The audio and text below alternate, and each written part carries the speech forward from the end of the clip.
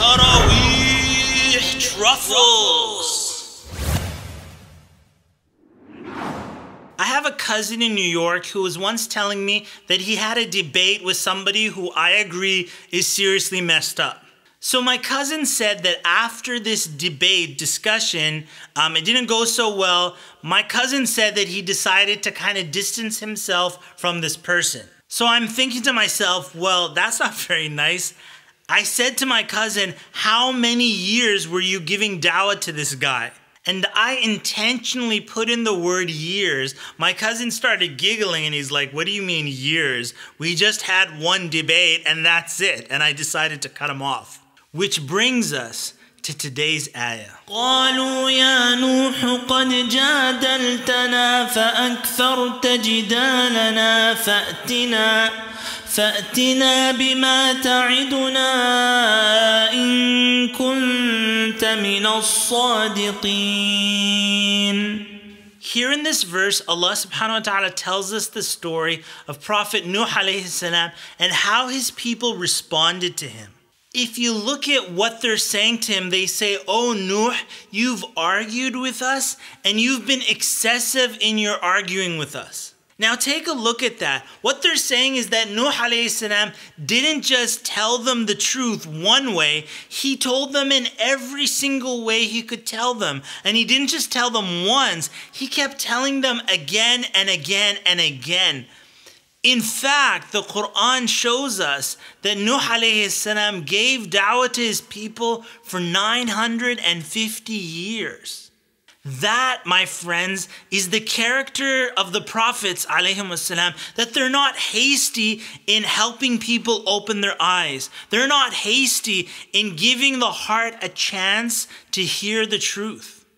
And you don't need to go very far to find an example of this in the story of the Prophet ﷺ when he left Mecca, went to the city of Ta'if, and he was trying to get the people to follow the message of Islam, and they refused. But not only did they refuse, they stoned the Prophet ﷺ, they swore at him, they kicked him out of the city.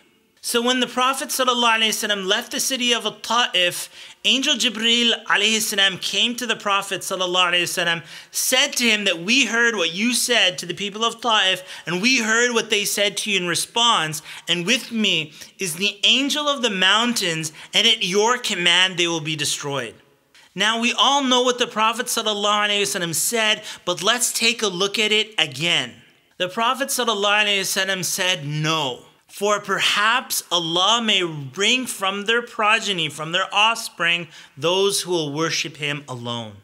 What's so amazing about this example of the Prophet ﷺ is that his hope wasn't even necessarily in these people or in this week or this month or next year. The Prophet ﷺ said, maybe it'll be their children who follow the true path of Islam. Maybe even their children's children, but that's how the prophets were. They gave people a chance to hear the truth. They were patient with them. So this is how you and I benefit from this as well. We need to stay close to people who are firm on the deen. If you look at Abu Bakr radiallahu anhu, when so many people apostated and he stood firm on the deen, those who were close to Abu Bakr radiallahu anhu also found themselves being firm on the deen, just like Abu Bakr was. And if you look, and this is actually interesting about Ta'if, the same city, they later on became Muslim towards the end of the Prophet ﷺ's life, and then he died soon after. Then when everybody else was apostating and leaving Islam, the people of Ta'if wanted to leave Islam as well. But there was somebody who stood firm and gave them a speech and said, listen, O people of Ta'if, you were one of the last people to become Muslim. Don't be the first ones to leave Islam. So because this man was firm on the deen, he also helped and guided other people to be firm on the deen. That's the type of people that we all need in our circles.